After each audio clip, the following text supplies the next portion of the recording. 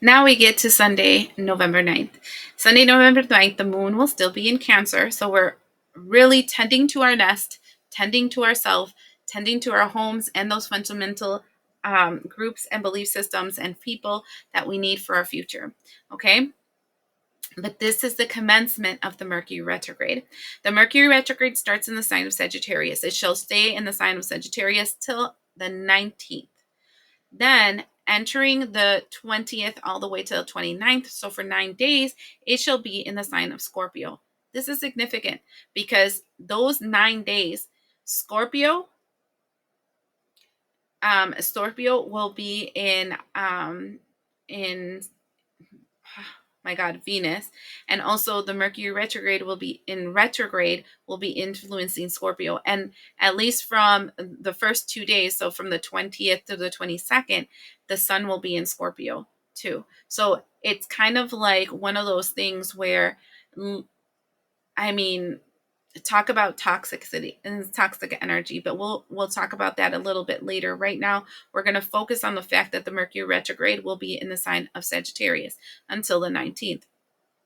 I'm expecting news, a lot of news. Okay. Now, depending on where you are in the spectrum, because not everybody is in the same spectrum when I'm talking to you, if you haven't confronted your deep wound, right? Mercury retrograde is supposed to be the analysis of the wound that you came in here with. This is a wound from previous lives. This is the wound that you inherited via your family and your lineage, right? And if you were like a spiritual warrior and you've been really working on yourself mentally, spiritually, emotionally, physically, you have been confronting that wound.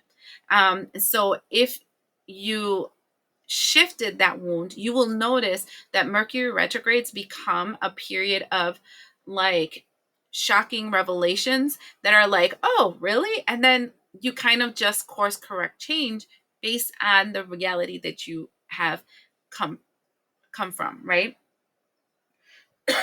Sorry. So this is one of those things where, like before, it would rock your world, and now you're having to deal with the drama that reveals to you in the Mercury retrograde, and it seems like it turns your whole life upside down if you're still working through your wound. And then you go through months of trying to heal it, and then another Mercury retrograde hits you. But in those that have been healing it, it's kind of like these revelations of, I kind of knew that, I wasn't sure, so let me adjust it. So depends on what side of the spectrum you're in. This can be a very good time and or a very bad time. With it being in Sagittarius, this is news. Okay, this is you receiving news, you receiving information, you receiving reality checks. And these reality checks, like I said, can be positive or can be negative depending on your energetic outlook. They have a lot to do with the fundamental relationships you made. This is your romantic relationships, your family relationships, your friends, and your business relationships. All the things that create the foundation that you're trying to create. Now, keep in mind that if something is negative, that it rocks your world, that means that you were trying to create a foundation in something that was not aligned to your frequency. So you either have to change your frequency if you really want what that person or that situation is, or you need to adjust your idea of your future, right? So these are the two aspects that come through during Mercury retrograde. What am I willing to change? Am I willing to change myself so that I am going towards that direction? Or am I having to change my ideas for my future to go towards this direction? Either way, it's one of those things that you are definitely having to shift and change. All right. It's going to be an interesting time.